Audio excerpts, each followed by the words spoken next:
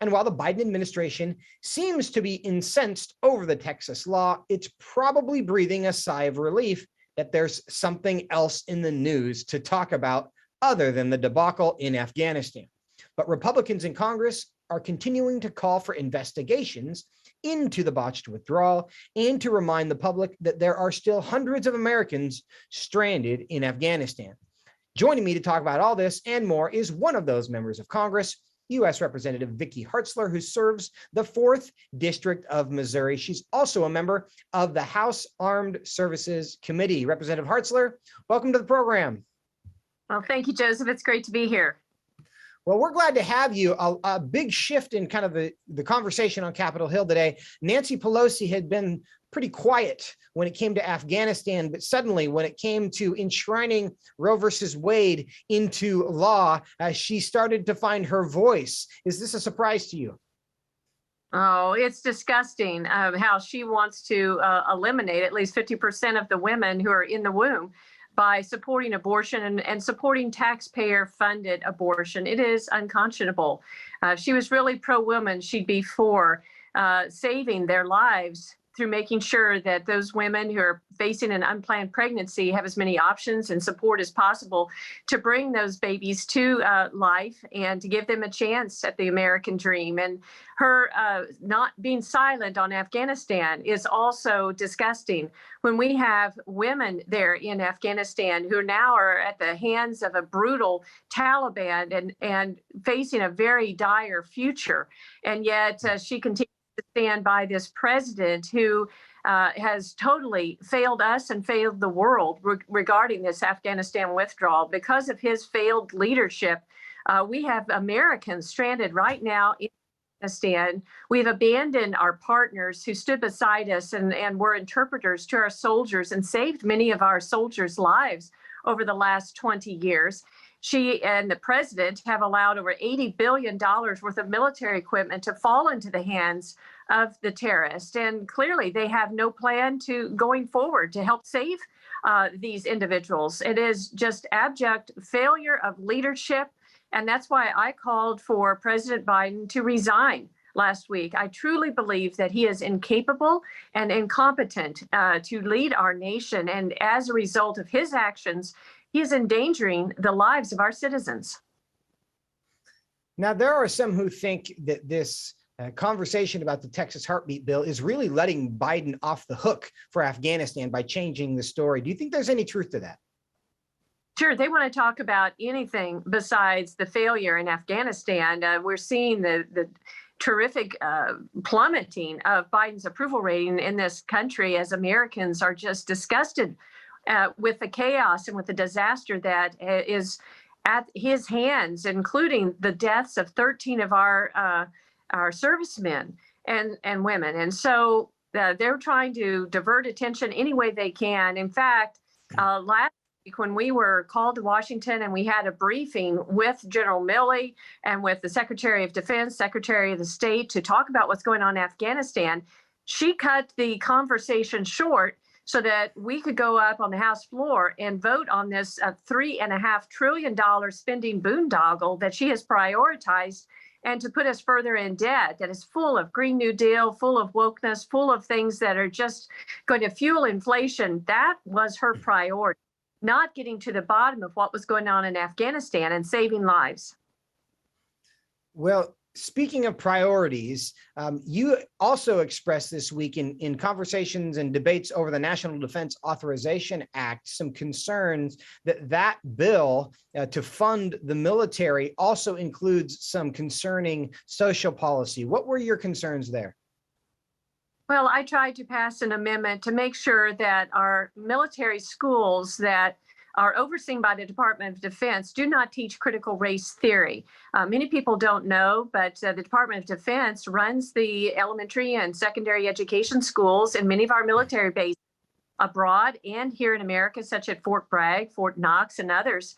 And I wanted to make sure that they teach the ABCs, not the CRT, that we focus on reading and writing and math, and that our children of our men and women in uniform are not taught that this country is inherently racist and they should be ashamed of this country. I mean, they're here in their homes every night with their mom and dad who have signed up to serve this nation and potentially give their lives. I wanted to make sure that they are not being taught that we have a bad nation and that their parents' sacrifice could be for naught.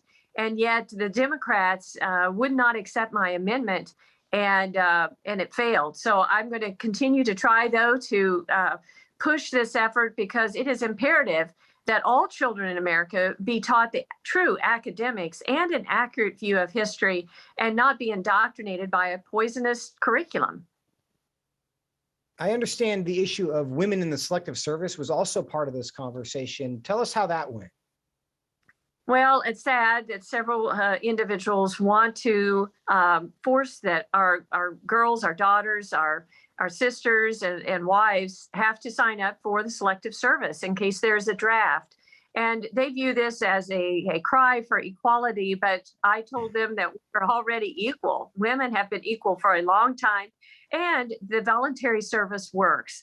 Right now, we have 16.5% of our military that's made up by women, and they're serving admirably in a volunteer capacity. And there is really no need to force all the women to sign up for the draft. It just doesn't make sense. I feel confident that if we were to have a large war, or where we would need more individuals serving, that people would step up and that we wouldn't need to use the draft. But if we were, studies have shown even if we doubled the size of people in our Army, we would only need 1.5% of the men who are already signed up to serve. And so there really isn't a need to do this. And I think it's just an effort on their part to try to make a statement about equality. But like I said, that is not needed. We are already equal, and certainly equal in the eyes of God. Certainly that is true, but there does seem to be this desire to conflate equality with sameness. And I think it's common sense for most Americans to recognize that women don't serve in the same roles as men in all cases, because they're different. And there's some things that men are probably more suited for, which is why they choose those things. Certainly, we don't require equality amongst the kindergarten teachers in our country, which is certainly tilted toward women, is overrepresentation in those professions. So in any event, I want to go to this question of the NDAA, because there was an article in Politico from yesterday saying that the NDAA reflects some bipartisan frustration in the way Afghanistan's evacuation took place. Do you think that's a fair assessment? And what did that look like? Oh, absolutely. We passed multiple amendments on a bipartisan basis to try to provide oversight into what happened in Afghanistan and what is going to happen going forward. Both Democrats and Republicans on Armed Services Committee recognize this for the disaster that it is and the humanitarian crisis. And we all feel heartfelt pain and sympathy about the 13 servicemen and women who lost their lives trying to evacuate individuals due to the poor and the failed decisions by this president that has resulted in this huge chaos over there. And so I passed two amendments which would require a briefing on why the Department of Defense abandoned Bagram Air Base. That is a question we need to find out, because it's logical and it made sense for us to maintain that very important strategic base. It also has where we had a prison there with 5,000 terrorists in it that now have been let loose and could actually come to America. Very concerning. My second amendment wants to get to the bottom of why they decided to pull our contractors, which were very necessary to maintain the aircraft for the Afghan army. And we say, well, how come the Afghanis didn't fight more? Well, if we had already pulled out months ago, which the Biden administration did, the people who are maintaining them, then that put them in a position many times where they couldn't fly.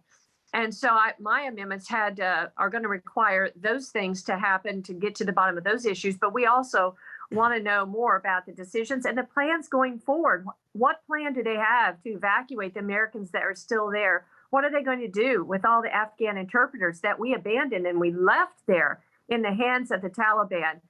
We took action to get some answers, but sadly, I'm concerned that this won't finalize and be through Congress and signed by the president until perhaps the end of the year. And by then, we could be looking at losing hundreds, if not thousands, of more lives in Afghanistan for individuals that we should have protected and we should have brought home. And it's really heartbreaking and a very, very trying, dark time in our nation. Representative Hartzler, we have just about a minute left, but very quickly, what's the mood in Washington, D.C. on the Hill with respect to the Texas heartbeat bill? How are people reacting to this? Is it different there than it is across the country? Well, I was just here this week to discuss the NDAA. The rest of the Congress is not in session right now, so we mainly were focused on Afghanistan, but I can imagine it'll just follow along party lines. Those who are pro-life will celebrate it for the wonderful bill and milestone that it is, that babies will be saved in Texas. And then if that heartbeat is detected, then they will be able to have a chance for life. Those who are pro-abortion, though, will tend to view it as Pelosi does and try to spin it to make it bad for women. But the fact is, pro-life is good for women and for their unborn babies, and we need to come alongside them as we Representative do. Hartzler, we are at a break. Really appreciate your time and for all you do for us on Capitol Hill. Thanks for being with us. Thank you.